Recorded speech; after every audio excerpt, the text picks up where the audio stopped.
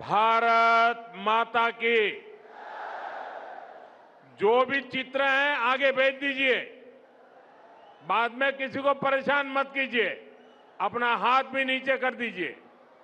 वहां दूर दूर तक है, जरा एसपी जी वेट करना, सबसे ले लेना।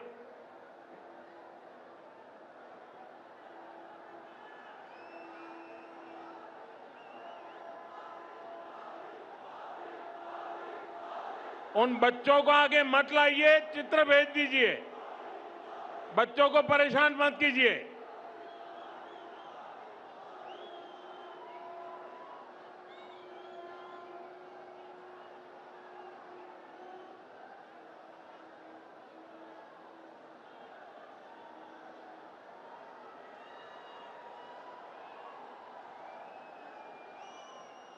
ये महात्मा एक माला लेके आए हैं, वो भी ले लो भाई प्रसाद।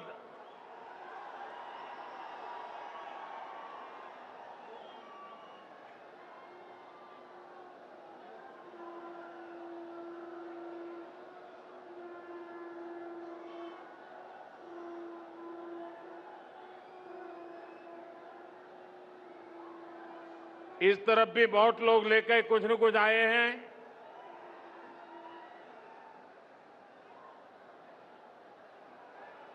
अब मैं अपनी बात शुरू करूं।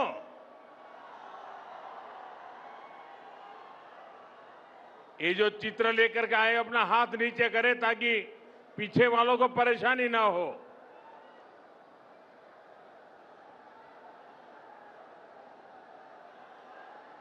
भारत माता की। भारत माता की। నా ప్రియమైన తెలంగాణ ప్రజలారా, మీ అందరికీ हृदयपूर्वक शुभकामनाएं। साथियों,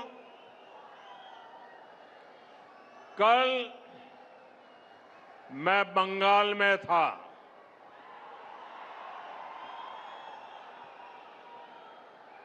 वहां पहली बार बीजेपी के सीएम ने शपथ ली है। पहली बार बंगाल में प्रचंड बहुमत से बीजेपी सरकार बनी है। और मैं देख रहा हूं कि बीजेपी की जो ये ऐतिहासिक विजय है, उसका उत्साह यहां तेलंगाना में भी दिख रहा है।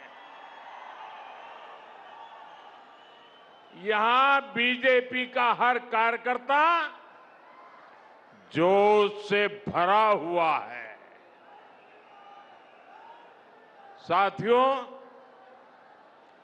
आज देश के कोने कोने में बीजेपी पर जनता का आशीर्वाद निरंतर बढ़ रहा है। देश के लोग बार बार बीजेपी के विकास मॉडल पर, गुड गवर्नेंस के मॉडल पर अपनी मुहर लगा रहे हैं। आजादी के 75 साल बाद असम में भाजपा सरकार की हैट्रिक लगी है। और पुडुचेरी में भी बीजेपी एनडीए सरकार दोबारा वापस आई है। भाजपा की ऐसी जीत के बाद मैं तेलंगाना में के लोगों की भावनाएं भी देख रहा हूं। तेलंगाना में हर कोई एक ही बात कह रहा है, अब की बार, अब की बार, अब की बार तेलंगाना में भी। साथियों, भारत में हर साल किसी न किसी राज्य में चुनाव होता है। कोई हारता है, कोई जीतता है, और ये लोकतंत्र में बहुत स्वाभाविक है। ये लोकतंत्र का अनिवार्य हिस्सा है। लेकिन साथियों, बंगाल में बीजेपी की विजय का जितना उत्सव देश में है, जितनी चर्चा दुनिया भर में हो रही है, वैसी चर्चा पहले किसी जीत पर नहीं हुई है। इसका कारण यह है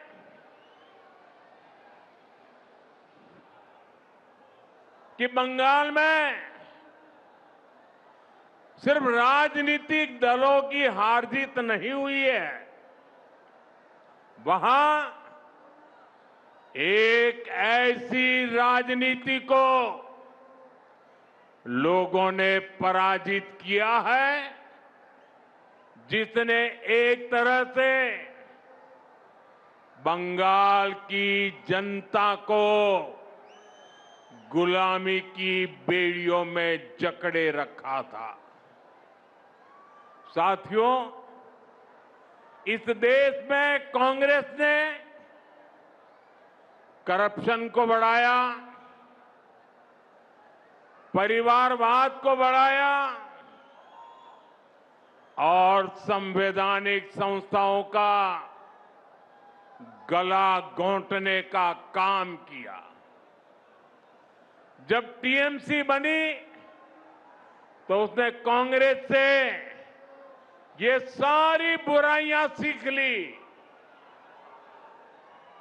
साथ ही लेफ्ट की भी जितनी बुरी आदतें थी वो भी टीएमसी ने अपना ली, और फिर टीएमसी ने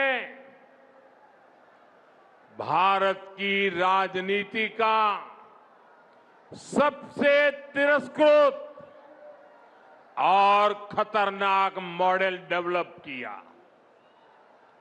टीएमसी ने अपने इस तानाशाही मॉडल में बंगाल को बेड़ियों से जकड़ दिया था। अभी बंगाल की जनता ने राजनीति के ऐसे भयावह तानाशाही मॉडल को पराजित किया है, और इसलिए पूरे देश में उत्सव है। ऐसा लग रहा है जैसे बंगाल के लोग बरसों के बाद अब खुले में सांस ले रहे हैं।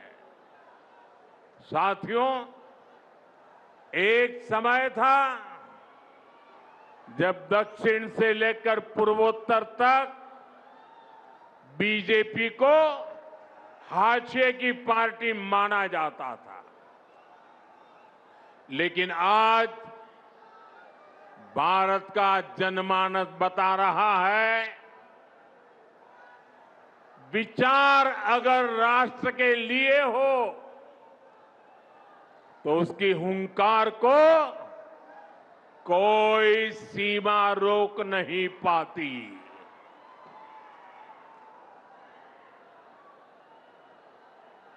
साथियों, अब देखिए, आगे कोई जगह नहीं है। आप तय कीजिए कि आप वहां खड़े रह करके शांति से सुन सकेंगे कि नहीं सुन सकेंगे। आप आगे आने की कोशिश मत कीजिए। आप वहां पर रुकिए कृपा करके। और ये जो चित्र वाले हैं उनसे मेरी हाथ जोड़ के प्रार्थना है, या तो आप अपना चित्र नीचे रख दीजिए, बाद में मुझे डाक से भेज दीजिए, या तो किसी के हाथों हाथ आगे कर दीजिए। इसको पकड़ के मत खड़े रहिए। जरा कोई पार्टी के वॉलंटियर वहां है तो मेरी बात का कुछ करवाइए भाई।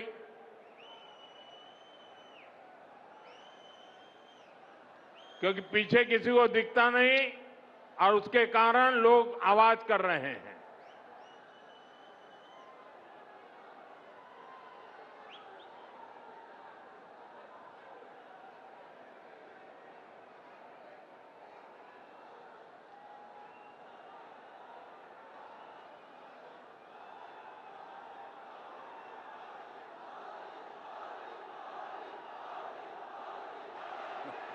అందరినీ కోరుతా ఉన్నాను, ఎవరు కూడా దయచేసి మన ప్రధానమంత్రి గారు మాట్లాడిన సమయంలో ఆ జెండాలు ఊపకండి, అన్ని కింద తీసుకోండి, చిత్తపట్టాలు కూడా కింది కనండి దయచేసి, లేకుంటే బాగుండదు. అందరూ కూడా కింది కనండి ప్లీజ్, ఎవరు కూడా మాట్లాడకండి.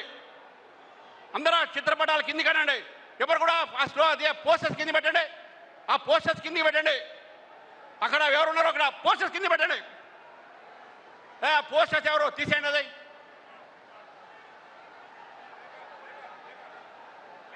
तेलंगाना के मेरे भाइयों बहनों, मेरे नौजवान साथियों, ये आपका प्यार मेरे सर आंखों पर,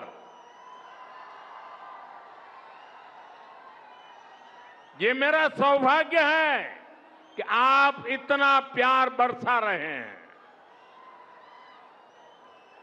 लेकिन अगर आप थोड़ी शांति रखेंगे तो मैं अपनी बात बता पाऊंगा।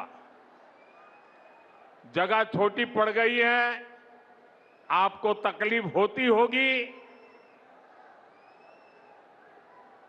बोले भारत माता की, भारत माता की। साथियों, हिंदुस्तान के हर कोने में, असम से उड़ीसा और बंगाल से पुडुचेरी तक, ये सिर्फ चुनावी विस्तार नहीं है,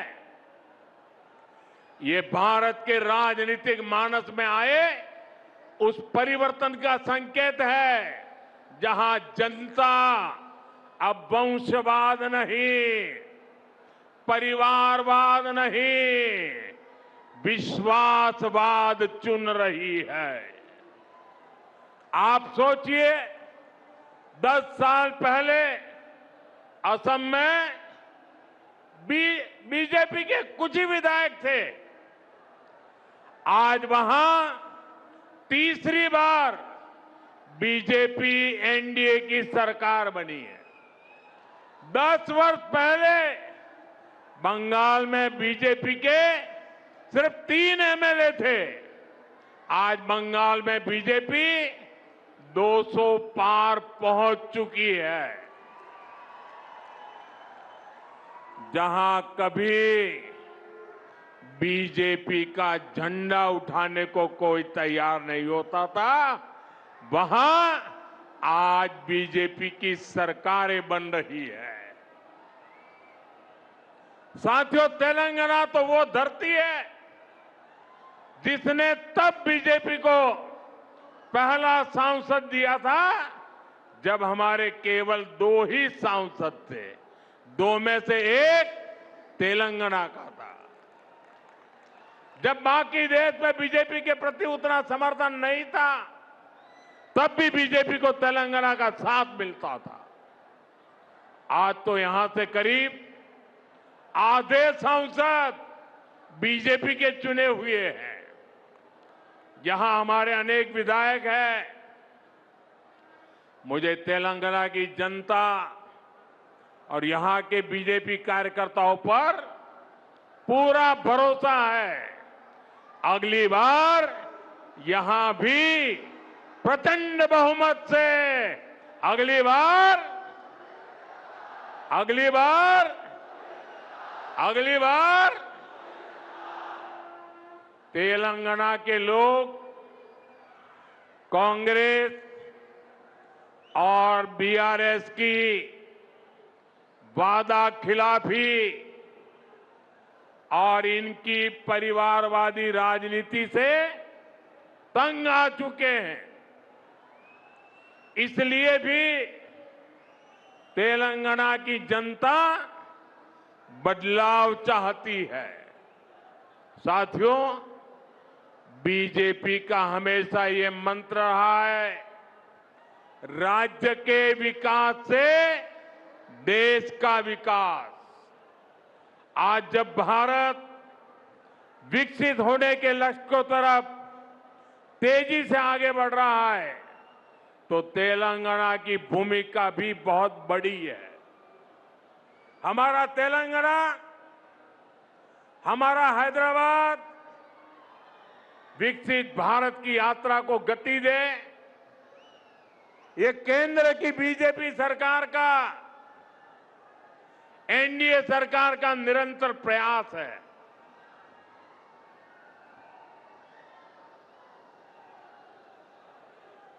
इसी मकसद के साथ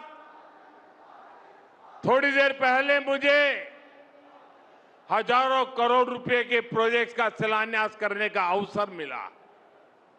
साथियों, अभी देश भर में 14 इंडस्ट्रियल कॉरिडोर पर काम चल रहा है।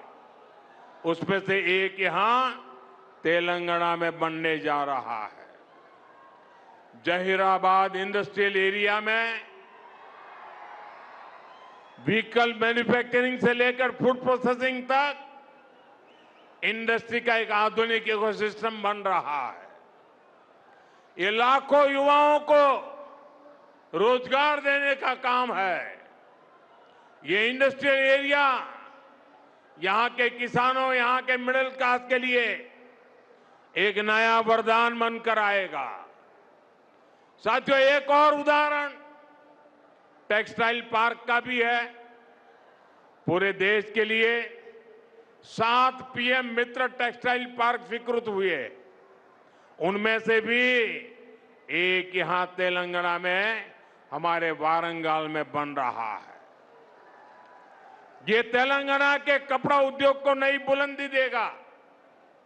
यहां जो कॉटन फार्मर है, ये टेक्सटाइल पार्क उनके भाग्य को बदलने का काम करेगा और इसमें भी रोजगार के लाखों अवसर बनेंगे। साथियों, तेलंगाना के कॉटन किसानों के लिए एक और खुशखबरी है। हाल में ही कॉटन की प्रोडक्शन और क्वालिटी बढ़ाने के लिए केंद्र सरकार ने एक नए मिशन को स्वीकृति दी है। हजारों करोड़ रुपए के इस मिशन से यहां के लाखों कपास किसानों को मदद मिलेगी, किसानों की आय बढ़ेगी और टेक्सटाइल सेक्टर के लिए कपास के इंपोर्ट पर भारत की निर्भरता भी कम होगी। साथियों, बीजेपी का फोकस विकास पर, रोजगार निर्माण पर है, लेकिन कांग्रेस यहां क्या कर रही है, ये आप अच्छे से देख रहे हैं। देश के सिर्फ 3 राज्यों में ही अभी कांग्रेस के मुख्यमंत्री बचे हैं। सिर्फ 3 राज्य। कांग्रेस कहीं भी हो, इनका एक ही मॉडल है, पहले झूठ बोलो और फिर भूल जाओ। चुनाव जीतने के लिए आसमान से तारे तोड़ करके लाने के वादा करते हैं और सरकार बनने के बाद ये बहाने करने लगते हैं।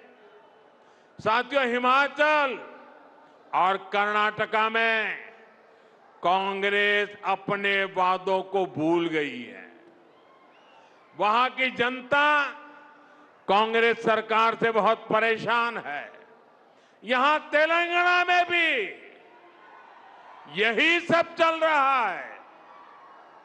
साथियों, कांग्रेस की प्राथमिकता जनता की सेवा करना नहीं है। कांग्रेस अब देश बांटने वाली नफरती राजनीति का मुख्य आधार हो गई है। कांग्रेस लेफ्ट पार्टियों से भी ज्यादा लेफ्ट यानी पक्की और विकृत माओवादी हो गई है, और मुस्लिम लीग से ज्यादा कट्टर वो मुस्लिम लीगी बन गई है। इसलिए लोग कांग्रेस को एमएमसी यानी मुस्लिम लीगी माओवादी कांग्रेस कह रहे हैं। ये मुस्लिम लीगी माओवादी कांग्रेस है।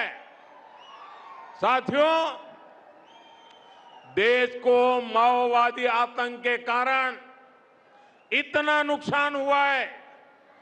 तेलंगाना को भी बीते दशकों में माओवादी आतंक के कारण बहुत कुछ भुगतना पड़ा। माओवादी आतंक इतने वर्षों तक इसलिए देश में चलता रहा क्योंकि कांग्रेस और लेफ्ट जैसे कुछ राजनीतिक दलों ने इसको लगातार वैचारिक हवा दी। लेकिन दुर्भाग्य देखिए, आज जब माओवादी आतंक अपनी अंतिम सांसें गिन रहा है, तब भी ये लोग माओवाद को, नक्सलवाद को बचाने में लगे हैं।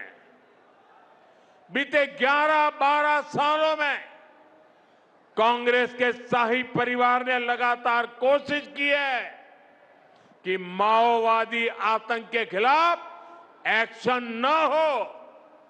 साथियों, मैं जानता हूं कि तेलंगाना की जो पुलिस है उसको अगर खुली छूट मिलती तो मुझे पक्का विश्वास है ये पुलिस अपनी ताकत से केंद्र की नीतियों के साथ कदम मिलाकर अगर वो चलती तो बहुत पहले ही माओवादी आतंक का खात्मा हो चुका होता। लेकिन इन लोगों ने साथ नहीं दिया, इसलिए देश को माओवादी आतंक को पूरी तरह कुचलने में इतना वक्त लग गया।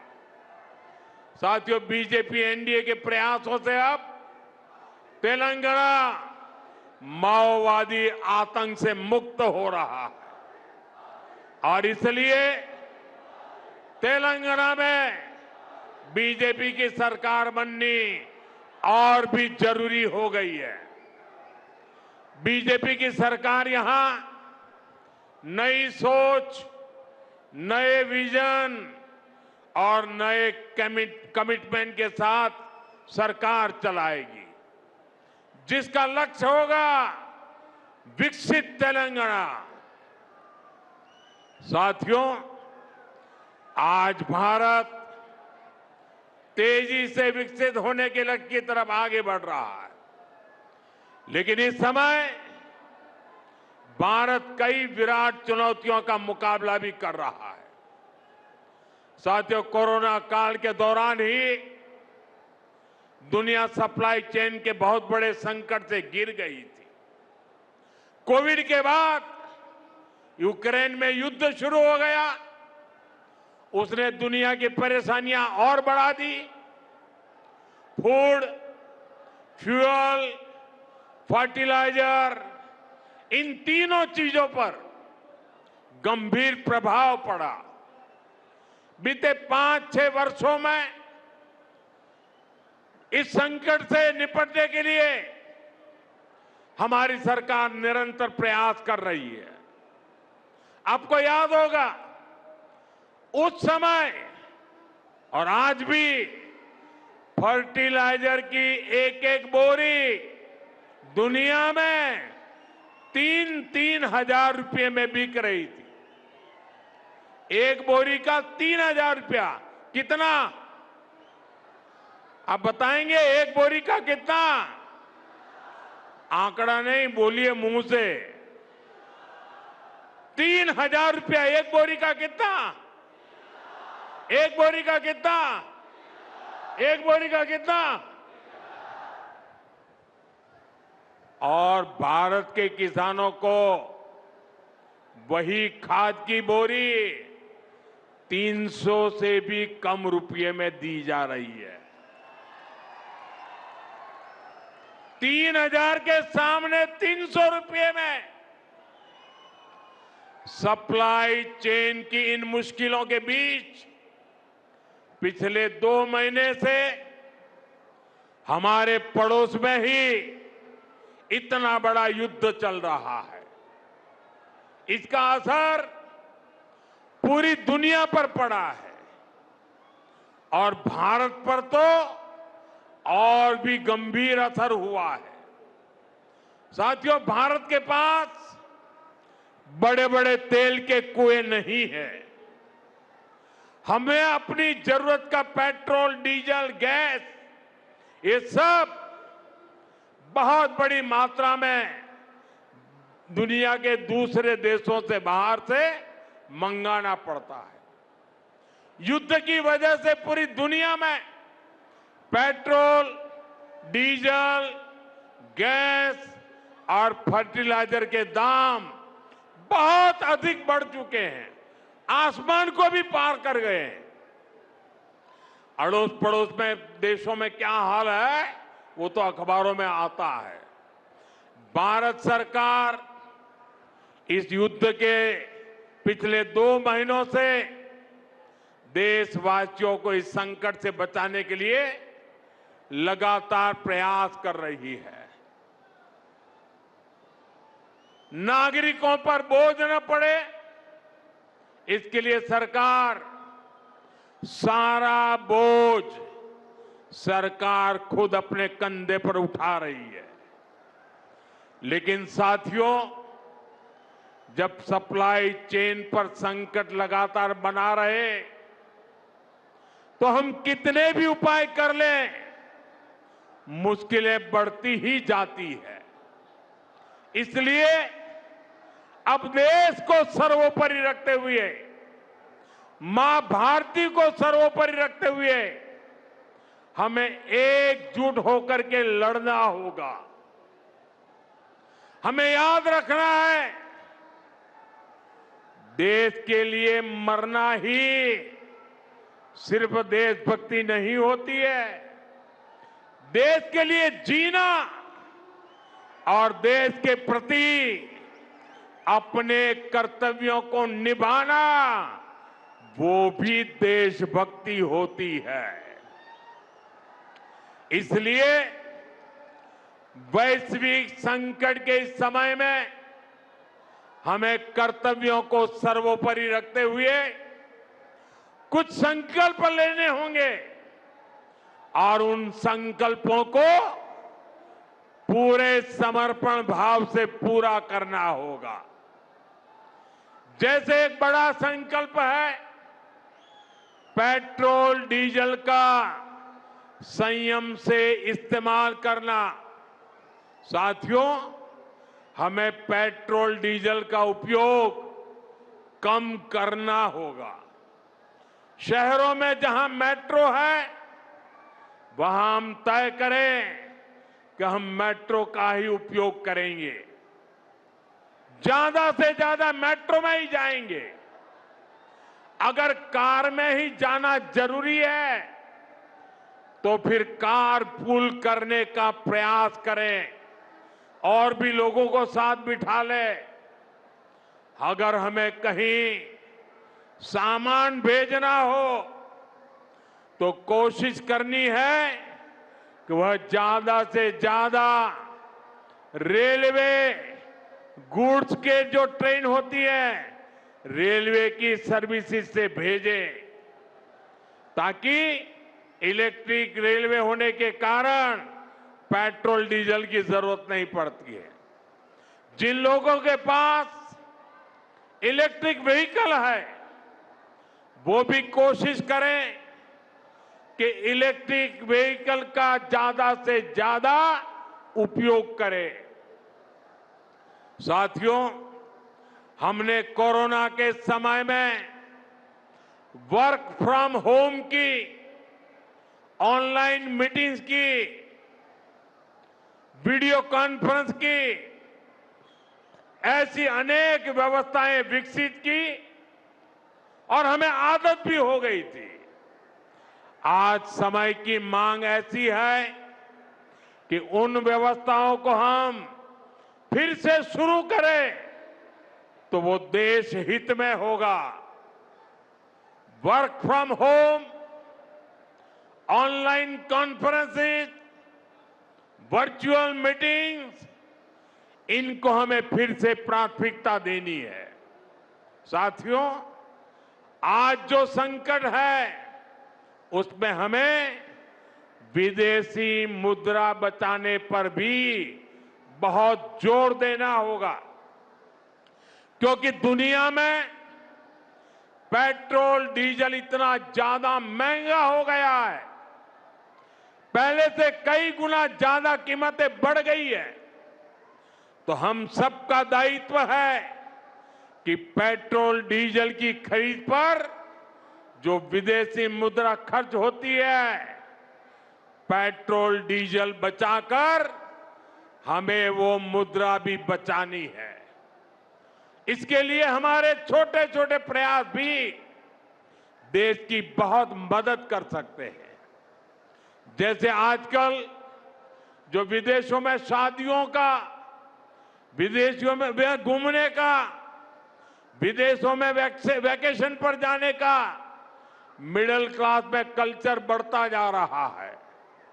हमें तय करना होगा कि जब ये संकट का काल है और हमारी देशभक्ति हमें ललकार रही है, तो कम से कम एक साल के लिए हमें विदेशों में जाने की बातों को टालना चाहिए। भारत में बहुत सारी जगह है, वहां हम जा सकते हैं। बहुत कुछ भारत में किया जा सकता है। इस बेटी को नीचे बिठाइए, उसे थक जाएगी। उस बेटी को बिठाइए। वो थैंक यू बेटा, थैंक यू। बैठिए, आप नीचे बैठिए। मैंने देख लिया बेटा, उसको देख लिया, अब आप बैठ जाइए। हाँ, इस छोटी बच्ची को क्यों परेशान करते हो भाई? इन बच्चों को बैठने दीजिए प्लीज। बच्चों को परेशान मत कीजिए जी। साथियों, हमें विदेशी मुद्रा बचाने के जो भी रास्ते हम लोग अपना सकते हैं, हमें बचाना होगा। साथियों, गोल्ड यानी सोने की खरीद एक और पहलू है जिसमें विदेशी मुद्रा बहुत अधिक खर्च होती है। एक जमाना था जब संकट आता था, कोई युद्ध होता था, तो लोग देश हित में सोना दान दे देते थे। आज दान की जरूरत नहीं है, लेकिन देश हित में हमको ये तय करना पड़ेगा कि साल भर तक घर में कोई भी फंक्शन हो, कोई भी कार्यक्रम हो, हम सोने के गहने नहीं खरीदेंगे, सोना नहीं खरीदेंगे। विदेशी मुद्रा बचाने के लिए हमारी देशभक्ति हमें चुनौती दे रही है और हमें इस चुनौती को स्वीकार करते हुए विदेशी मुद्रा को बचाना होगा। साथियों, ये समय एक और बड़े सबक का भी है। एक समय था जब हम कॉपर एक्सपोर्ट करते थे, लेकिन आज भारत के सामने स्थिति ऐसी बन गई कि अब हमें कॉपर को भी इंपोर्ट करना पड़ता है। हमारे देश में हड़तालें करवाकर कॉपर प्लांट्स को ठप करवा दिया गया और अब हालत ये हो गई कि हमें कॉपर बाहर से मंगाना पड़ता है और उसमें विदेशी मुद्रा खर्च होती है। इसलिए मैं ऐसे सभी श्रमिक समूह मजदूर संगठनों से भी कहूंगा कि हमें ऐसी बातों का जरूर ध्यान रखना चाहिए। भारत को आत्मनिर्भर बनने से जो भी कदम रोकते हैं उनमें हमें दूरी बनानी होगी और जो लोग ऐसी साजिशों में जुटे हैं उन पर भी कड़ी नजर रखनी होगी। मैं देश की अदालतों से भी आग्रह करूंगा कि ऐसी स्थिति आने पर देश हित में हमें कोई ना कोई रास्ता निकालने की तरफ बढ़ना चाहिए। साथियों, ऐसे ही खाने के तेल का भी है। इसके आयात के लिए भी बहुत बड़ी मात्रा में हमें विदेशी मुद्रा खर्च करनी पड़ती है। हर परिवार अगर खाने के तेल में खाने का तेल का जो उपयोग करता है अगर वो कुछ कमी करे, मैंने बार बार कहा है 10% कम करो। अगर हम तेल खाना कम करें ना तो भी वो देशभक्ति का बहुत बड़ा काम है। आप देश सेवा में योगदान दे सकते हैं और इससे देश सेवा भी होगी और देह सेवा भी होगी। इससे देश के खजाने का स्वास्थ्य भी सुधरेगा और परिवार के हर सदस्य का स्वास्थ्य भी अच्छा रहेगा। साथियों, विदेशी मुद्रा की खपत वाला एक और सेक्टर हमारी खेती है। हम बहुत बड़ी मात्रा में बाहर से केमिकल फर्टिलाइजर इंपोर्ट करते हैं। केमिकल फर्टिलाइजर खेती के कारण हमारी धरती मां को बहुत पीड़ा हो रही है।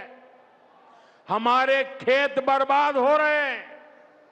अगर आज हम अपने खेत को नहीं बचाएंगे तो भविष्य में फसलों पर भी खतरा आ जाएगा।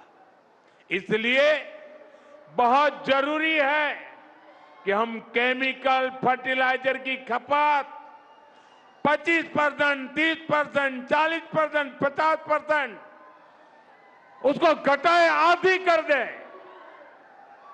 और हम उसके साथ साथ नेचुरल फार्मिंग की तरफ बढ़ें।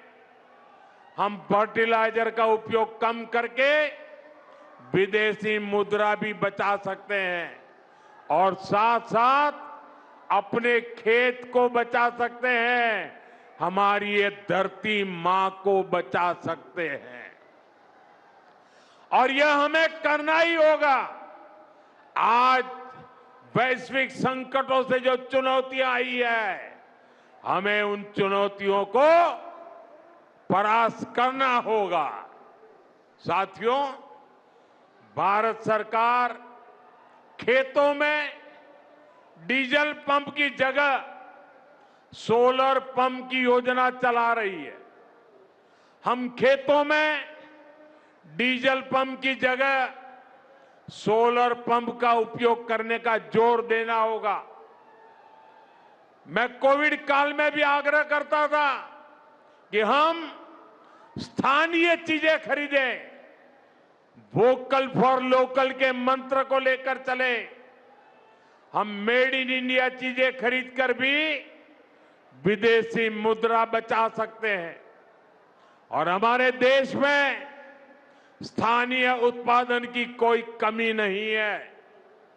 चाहे जूते हो, पर्स हो, बैग हो, हमें स्वदेशी पर बल देना चाहिए।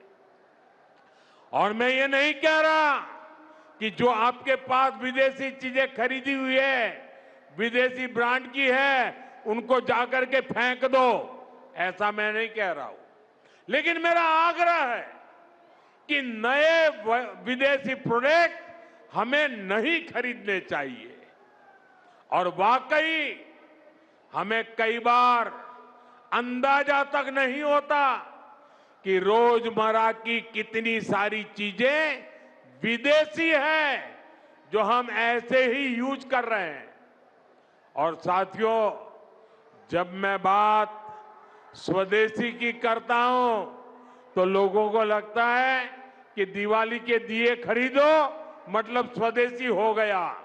ये तो भ्रम फैलाने वाली बातें हैं, इससे सफलता नहीं मिलती है। हमें घर के उपयोग में आने वाले सामान की लिस्ट बनानी है, देखना चाहिए कितनी विदेशी चीजें घुस गई है, पता ही नहीं है। कैंची हो, कंघी हो, छोटी छोटी चीजें, टूथपिन, टूथब्रश, कितना सारा सामान विदेश से हमारे घर में घुस गया है। फिर इस लिस्ट से हमें हो सके उतना जल्दी स्वदेशी में बदलना चाहिए। साथियों, ये बातें सिर्फ एक सरकार, एक दल, एक व्यक्ति की नहीं है। ये बीजेपी का भी मुद्दा नहीं है, ये देश का मुद्दा है। और इसके लिए हर नागरिक, हर राजनीतिक दल, हर सरकार, हर समाज, हर संगठन को संकल्पबद्ध होगा। मैं मीडिया के साथियों से भी देश हित में आगे आने के लिए आग्रह करूंगा। आइए देशभक्ति का भाव जगाएं और देश को जो वैश्विक संकट चल रहे हैं, देश उस संकटों का लाभ ले, परिस्थिति पे सवार हो जाए।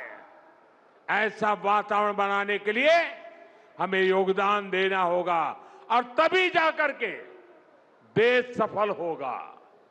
ऐसे संकल्प जब हर नागरिक पूरी ईमानदारी से सिद्ध करेगा तो भारत हर संकट में जरूर विजयी होगा। साथियों, मुझे पूरा विश्वास है कि देश का हर नागरिक इसी संकल्प के साथ काम करेगा। साथियों, इतनी विशाल संख्या में आपका आना ये हवा का रुख दिखा रहा है, ये तेलंगाना का मिजाज दिखा रहा है। मैं एक बार फिर आप सभी का बहुत बहुत आभार व्यक्त करता हूं। मेरे साथ बोलिए, भारत माता की, भारत माता की, भारत माता की। वंदे वंदे वंदे वंदे वंदे वंदे।